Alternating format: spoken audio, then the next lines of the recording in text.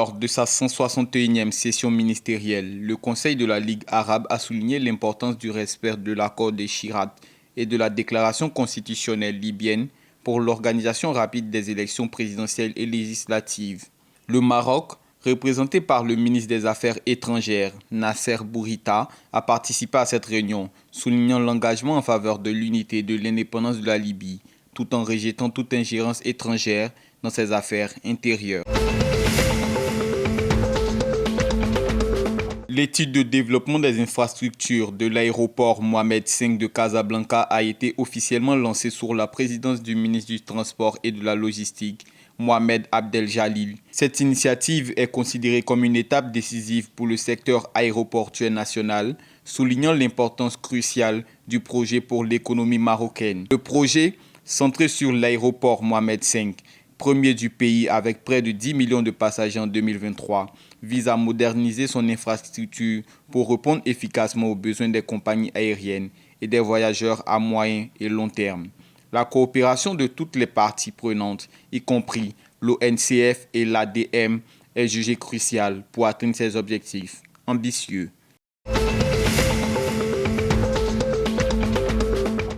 Les dernières données de l'IMN indiquent un bilan pluviométrique de janvier 2024 de 451,8 ml en Tunisie, en dessous de la moyenne normale de 1122,8 ml. Les régions du sud ont connu une absence totale de pluie, tandis que les autres régions ont enregistré une précipitation limitée, exception faite de Tarbaka dans le nord-ouest.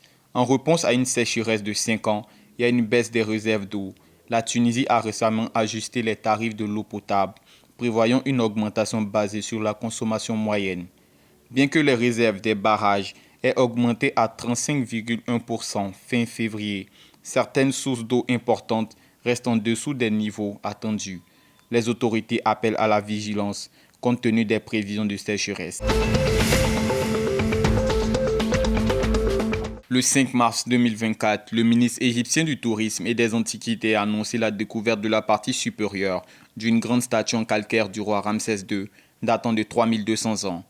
Haut de 3,8 mètres, ce morceau colossal représente le haut du buste et la tête du pharaon, coiffée d'une double couronne avec un courroie royal. Cette trouvaille vient compléter une moitié inférieure de statues déterrées il y a près d'un siècle sur le site de Kéménou, en Moyenne-Égypte.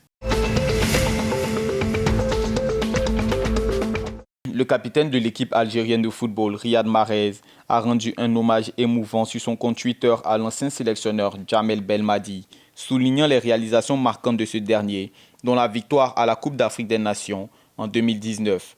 Malgré le départ controversé de Belmadi il y a un mois et demi, Mahrez a mis en avant le travail acharné du coach et son engagement envers l'équipe nationale. Ce message intervient après la défaite de l'Algérie à la CAN 2023 et le limogeage de Belmadi, mettant en lumière la reconnaissance du capitaine envers l'entraîneur qui a contribué à la réussite de l'équipe.